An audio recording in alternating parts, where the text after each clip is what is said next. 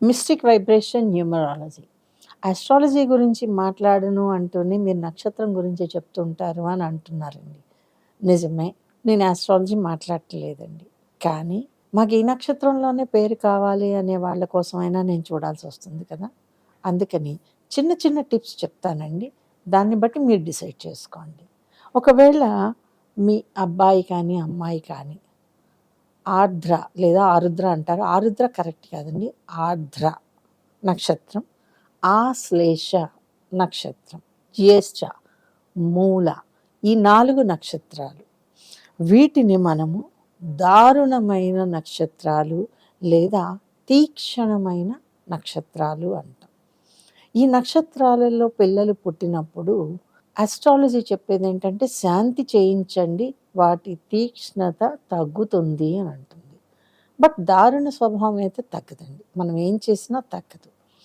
Second point, ఇది ఇలా ఉండటం వల్ల మీకు రిలేషన్స్లో విభేదాలు, విడాకులకి దారితీసే పరిస్థితులు, నెక్స్ట్ కొంత తీవ్రంగా ఆలోచించటం, తీవ్రంగా పనిచేయటం, టెర్రరిజం అందామా, తీవ్రవాద కార్యకలాపాలు, ఏదో ఒకటండి, లైఫ్ని టెర్రరిజంకి తీసుకువెళ్ళిపోవటం, లేకపోతే మన చుట్టూ ఉన్న వాళ్ళని టెర్రర్కి గురి చేయటం, ఈ 4 నక్షత్రాలలో ఉంటుంది అంతర్లీనంగా.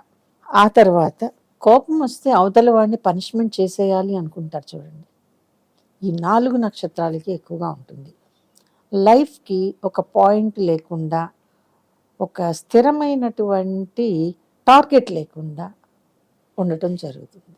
మరి ఇలాంటప్పుడు లైఫ్లో ఒక టార్గెట్ లేకుండా, చదువుకునేటప్పుడు చదువుకోకుండా, ఉద్యోగం చేయాల్సి వచ్చినప్పుడు ఉద్యోగం చెయ్యను, వ్యాపారం చేస్తాను అంటూ పెద్దవాళ్ళు సంపాదించినటువంటి ధనాన్ని దుర్వినియోగం చేయటం కావచ్చు, లేదా మనకేదన్నా కొంచెం కోపం పట్టుదల అవతలి వాడి మీద ఉంటే 4 దెబ్బలు కొడదామా, కత్తితోటి ఒక నరుకుడు వేసేద్దామా అంటుంటారు చూడండి, ఇలాంటి వాళ్ళు. అలానే మొత్తం నక్షత్రాన్ని నేను తప్పు పట్టనండి. మేబీ ఈ 4 నక్షత్రాలలో తీక్షణత ఉంది, దారుణమైన నక్షత్రాలే కాదని నేను అన్నాను. వాళ్ళ లైఫ్లో ఇవి జరుగుతూనే ఉంటాయి. అయితే తన్నులు తింటారు, లేకపోతే కొడతారు. ఒకవేళ మన పెంపకంలో పిల్లవాడిలో కానీ అమ్మాయిలో కానీ ఇటువంటి లక్షణాలు గమనించినప్పుడు మనం దాన్ని సరిదిద్దాలా లేదా? ఇక్కడ నా క్వశ్చన్ ఏమిటి అంటే, ఏ నక్షత్రం తాలూకు లక్షణాలు ఎక్కువగా ఈ 4 ఉన్నాయో ఆ లక్షణాలని పెంపొందించేటటువంటి పేరు ద్వారా వాళ్ళకి ఇంకా కొంచెం మనం ఆ పవర్ ఇచ్చిన వాళ్ళం అవుతాం. ఎందుకంటే ప్రతిరోజు పిలుస్తాం, పిలవకుండా అయితే పేరు నడవదు. కాబట్టి పిలిచినప్పుడల్లా మనం తట్టి లేపుతున్నట్టే కదా ఈ స్వభావాన్ని. అందుకని మన నక్షత్రం కనుక మంచిదైతే ఖచ్చితంగా నక్షత్రాల్లో మంచివి చెడువి ఉన్నాయండి. దారుణమైనవి ఉన్నాయి, ఉగ్ర నక్షత్రాలు ఉన్నాయి, కొన్ని స్థిరంగా ఉండిపోయే లక్షణాలున్న నక్షత్రాలు ఉన్నాయి. ఇవన్నీ చూసుకోకుండా ఎప్పుడో నక్షత్రానికి ఈ అక్షరం ఇచ్చారు కాబట్టి మేము దీంట్లోనే పేరు పెట్టుకుంటాము అనేటటువంటి సిద్ధాంతం మీద మనం పేరు పెట్టుకోవటం జరిగితే వచ్చేటటువంటి కొన్ని ఇబ్బందులను మాత్రమే నేను ఇక్కడ ప్రస్తావించాను. నాకు నక్షత్రం అంటే శత్రుత్వం లేదు. నక్షత్ర లక్షణాలతో నాకు శత్రుత్వం ఉంది. ఆ నక్షత్రం జన్మించినప్పుడు ఏ స్టేజ్లో ఉంది, ఏ స్థితిలో ఉంది చూడాలి. ఇంకా చెప్పాలి అంటే అభిచార కర్మలు చేయటం అంటామండి. ఒక రకంగా చెప్పాలంటే నెగటివ్ రిజల్ట్స్ని ఇవ్వగలిగే పూజలు లాంటివి చేసే మనస్తత్వం కూడా వీళ్ళకి ఉండటం జరుగుతుంది.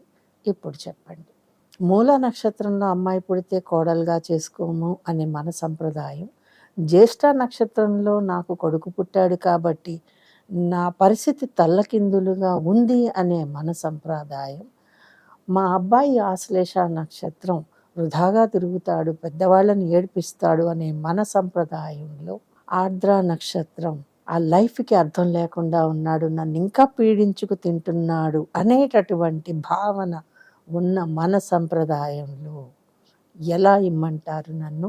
ఈ 4 నక్షత్రాలకి అదే అక్షరాలను బాధ్యత తెలిసి ఇవ్వాలి అంటే మనసు ఒప్పుకోదు.